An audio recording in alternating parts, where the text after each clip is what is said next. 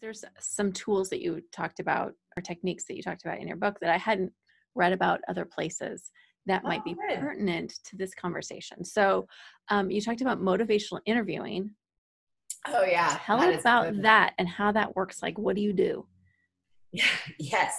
Okay. Well, so I learned about the technique of motivational interviewing from Ron Dahl at UC Berkeley, who has studied teenagers and like sleep in adolescence and a lot of sort of hard conversations. And so there's a motivational interviewing is something that works really well with adults and teenagers and kids.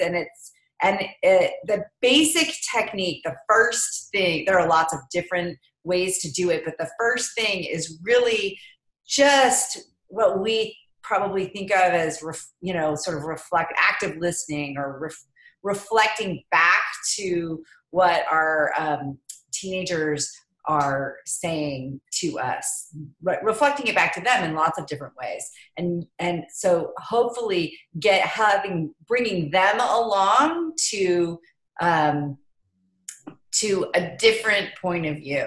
Now, the hardest thing about motivational interviewing for me is leaving all the questions really open-ended. So I like to, when I have something on my mind that I would really want to influence one of my kids around, like it would just be so much better if I could just like sit them down and tell them all the analytical reasons. I'm even fine with telling them how I feel about it. Like I can do all the things, like if I could just give it all to them and then say like, let's make a behavior plan, right? Or whatever. Like this motivational interviewing recognizes that does not work for teenagers for the most part. And actually it doesn't really work for anyone. You need to come up with your own plan, and you need to, like, our kids, if there is a problem, they need to feel that there is a problem. We need to help them tap into their own motivation, their intrinsic motivation to solve a problem for themselves. And so the first question is always, do you want to talk about this now, or do you want to talk about something else, or would you like to talk about it later? You basically always have to leave them an out, right? And so, a teenager will pretty much always take that out the first time. So that's the first annoying thing about it, right? Like it's very effective. I have done this with all 4 of my kids, and it is the only thing that is really effective because I can be very persistent, right? So like every day at the same time, I'll be like, okay, did you want to talk about this now? Or did you want to talk about something else? Or, like the whole, like the first super open-ended question to allow them to opt into the conversation. And then from there, if they say, okay, all right, I'll talk about it now, Fine. So then you start with, okay, so I'd love to talk about how you're feeling about how much sleep you're getting, right? Or what time you're going to bed, or how much homework you're doing, or whatever it is. And then usually a teenager will, if it's an issue and they're not engaged in it yet, they'll shut it down by saying like, I'm getting enough sleep. It's fine, Mom. Right? Like I'm all good. And so then you reflect back to them what they've said, not what you wanted them to say, but what they've actually said, but you interpret it, right? Like, so if they said like, I'm fine, I'm getting enough sleep, I'm super tired of hearing you harp on me about this or whatever it is, then you say, okay, so what I'm hearing you say is that you don't feel tired during the day. You're able to focus as well as you need to.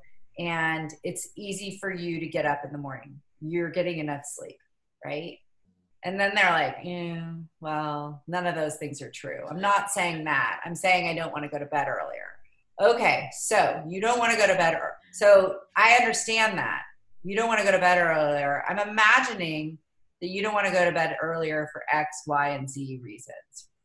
Tell me where I'm wrong, right? And then you sort of engage them in the conversation slowly versus like my natural way of doing things is to say, like, we agreed that you would be in bed by 10 p.m. So, and if you're getting up at 6, because that's the minimum for a teenager is 8 hours, you really need 9 hours. So really should be going to bed at 9. But I agreed to 10, and now it's 10:15. It's slipping, and it's making me feel panicky, right? Like, that works so well. I found no, it doesn't. not at all. It doesn't work at all. So naturally to me. So I have on my website and in my book, like all these different scripts of like things that would be motivational interviewing. And I, for myself, even though I wrote these scripts with Rondell's help and doing a lot of research, I still, before I have one of these conversations, have to go back to it. Like, I couldn't tell you what all the different 10 different techniques that work really well for teenagers are off the top of my head. I have to look at them, and then I have to like imagine it and actually script it, because it is so contrary to my natural bossy self.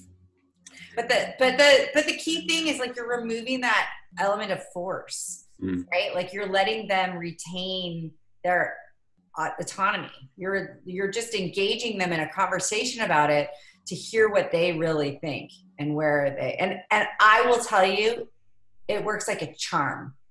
It really does. If you're doing it right, and it does work. It just doesn't work instantly the way we want it to.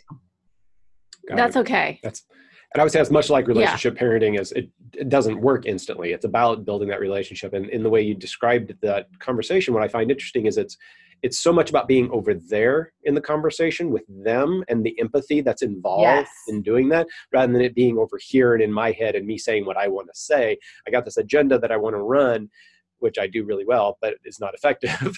And so I really like that, having a script, which gives me that ability to be over there, because I struggle with that. I struggle with like how to be with them and really see it through their eyes.